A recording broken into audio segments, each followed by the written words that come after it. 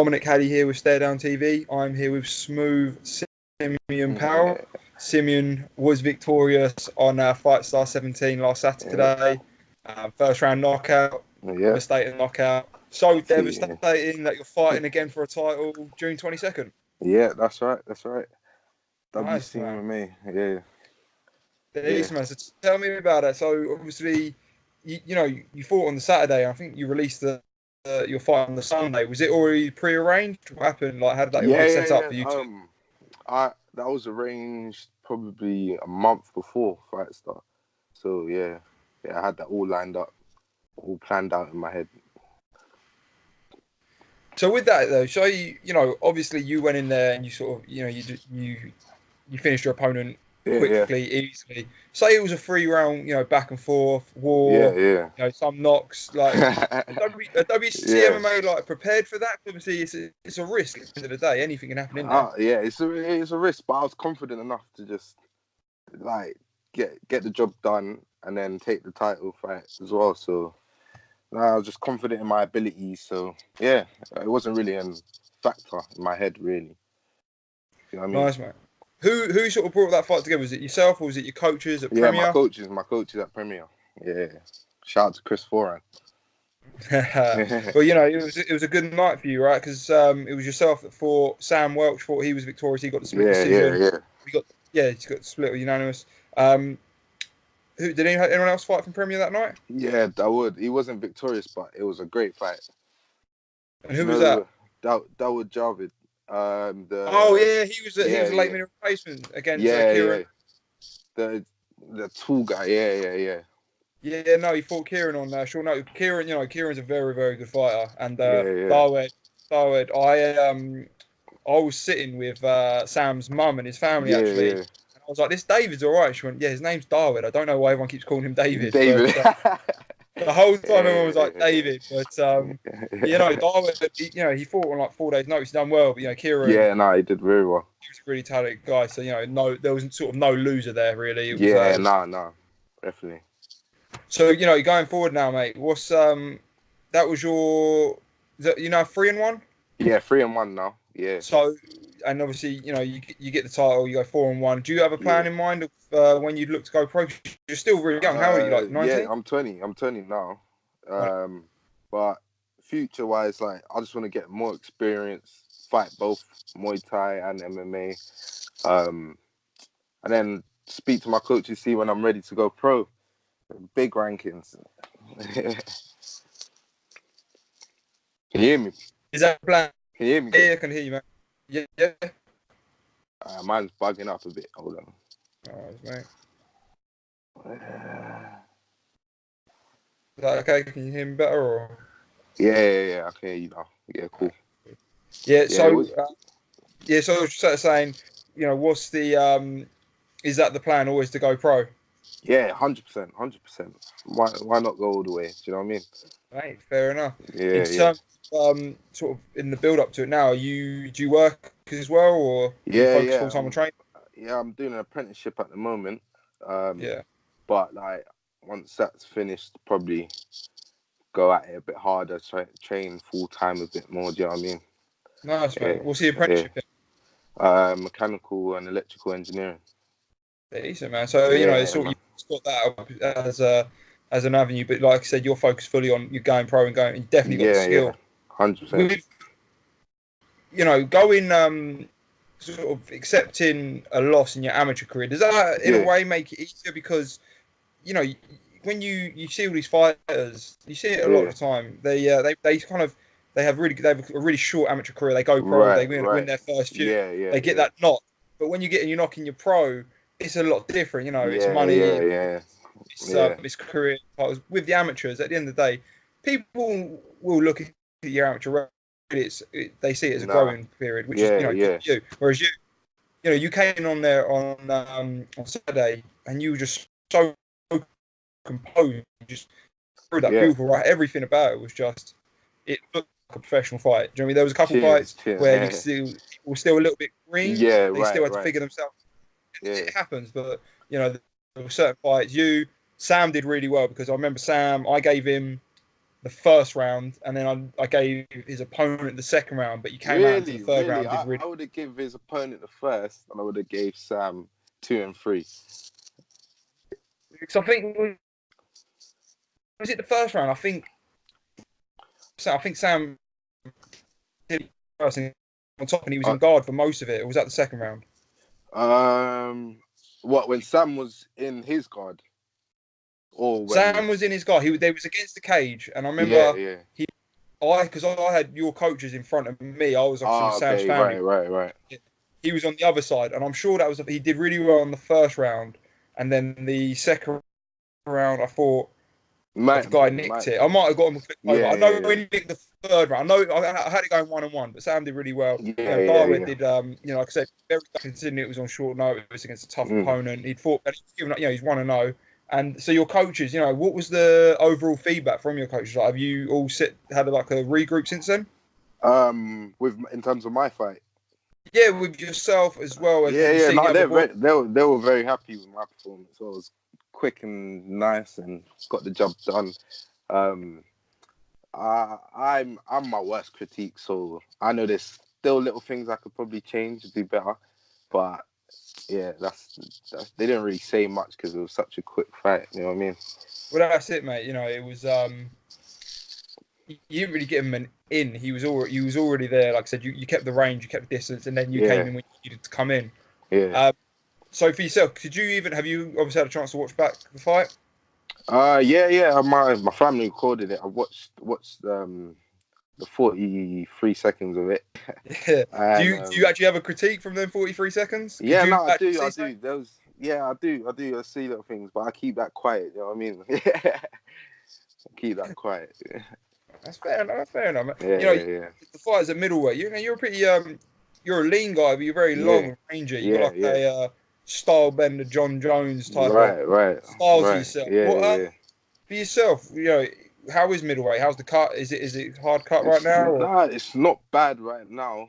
It's like I know every year it gets harder and harder. Like, not every year, but every time I fight, it gets harder and harder because I'm still growing and all that shit.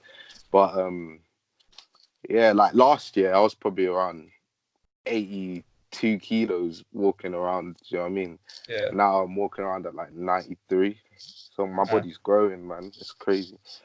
Do you still stay in middleweight for a while? Or would you look to go up? Yeah, definitely. Stay at middleweight 100%. For as long as possible. I feel good at that weight. Do you know what I mean?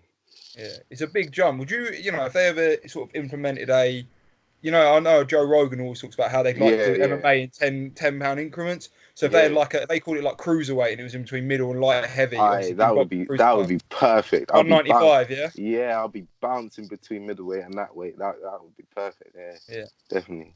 I think it'd be good, man. I think there's a lot of undersized light heavyweights. Yeah. Like you see someone like Jimmy Manoa, he's a unit. He's but then when you see him against people like Gustafsson and all that, like if he dropped down 10 pounds. Yeah, game over. That's it. So for yourself now, mate. So in terms of like the social side of it, as you build up, what most people want to see nowadays is good fights, good finishes. You've got them. In terms of like, have you got anyone around you is management yet, or is that still? Nah, my coach Chris, he's doing that all at the moment. We're happy with that right now, but I don't know. See what the future's like holds. You know what I mean? But right now we're good.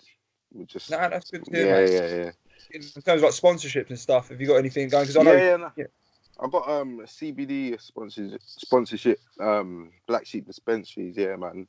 Shout out to them. They keep me all good, fit and healthy. You know what I mean? How long have you been using CBD? Since December. Yeah, December. And have you noticed in these last 5 months? Yeah. Like I train every day and wake up fresh. Like it's mad. It's actually mad. That's quality though. How often are you using it? Is it like just in the morning? Is it twice a day? Because a lot, CBD's like the big thing right now. Yeah, it is the big thing. I use it in the morning and night. So yeah, and I've got the coconut oil as well that I use to rub on like bruises, bumps, and all of that. Gets rid of them quick. So yeah. All good. Yeah. definitely. Or coconut oil in my hair right now. Honestly, Is it? trust me, it works. Well, it works every time. I need to start putting it on my body. I'm too busy putting it in my hair like a mug. What's obviously you're fighting June 22nd then, Yeah, UFC yeah. MMA. What do you know about your opponent? Obviously he's champion. What do you know, or is it for vacant? No, it's vacant. It's vacant. I think. Yeah. Yeah. He's a 3-0. He's 3-0. All finishes. I think he's a pro kickboxer as well. So it'll be my toughest fight yet. But I know exactly what I'm gonna do. I'm confident, like 100% getting that belt. I'm going to ask what you're going to do, but I don't want your coaches getting angry at me for giving you. We got our plans. Mate, that's good to hear, man. Yeah. And in terms of your support, obviously, if you're going to be fighting on the regs, you said your family were there watching you at Fight Star. I imagine they're going to be there for the belt. Like, how is it with the family pushing you? Like, how did you first get into MMA? Like, what was your first sort of? My family, like, yeah, my family. I got quite a few. I got quite a few cousins that do Muay Thai and stuff. I used to watch them train, and I just fell in love with it from there. Like, just found myself a gym. It was a shitty gym, so I went to Premier, and everything kicked off from there. And Premier's in Harrow, isn't it? Harrow, yeah. Whereabouts are you, Are you based near there then? Yeah, I'm in Harrow as well. Oh, so that's a touch. Yeah, no, it's like 10-minute drive. It's quick. Are you surprised that Muay Thai isn't as big as other martial arts? I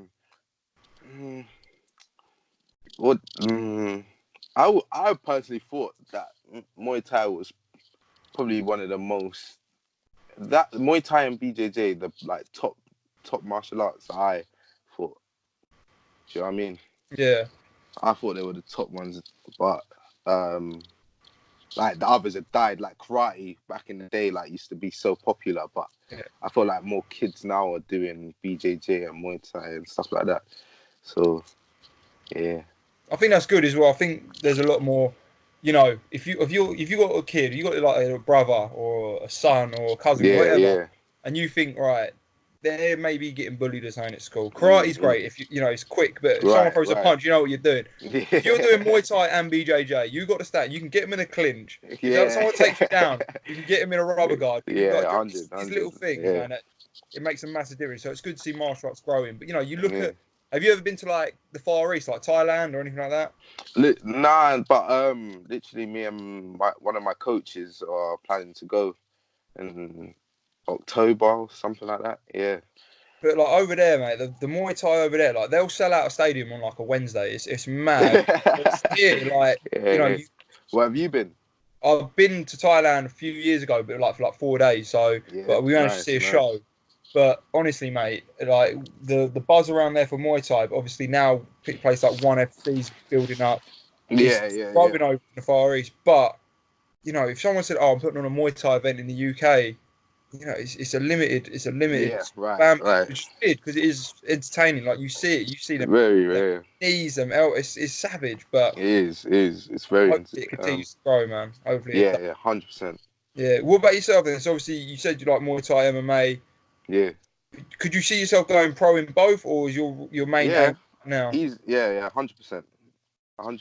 Yeah, definitely. So obviously we see you like the stand up. How is we didn't get a chance to see your ground game. I'm blue belt in jiu-jitsu at the moment, so it's not bad. We're just improving. But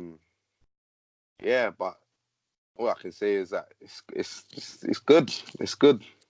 Man, that's quality. Can't say too much. You know what I mean? That's quality to hear, man. That is, yeah, man. I don't want to take up too much more of your time. So what I try to know is, man, like what's so these next sort of. Well, it's a month tomorrow. Yeah, it's a month. Month on Saturday. So what's the next month look like for you in terms of? Oh, I'm rest. You had no recovery, really, have you? Yeah, no, I'm just gonna rest the rest of this week, then back on it hard on the bank holiday Monday.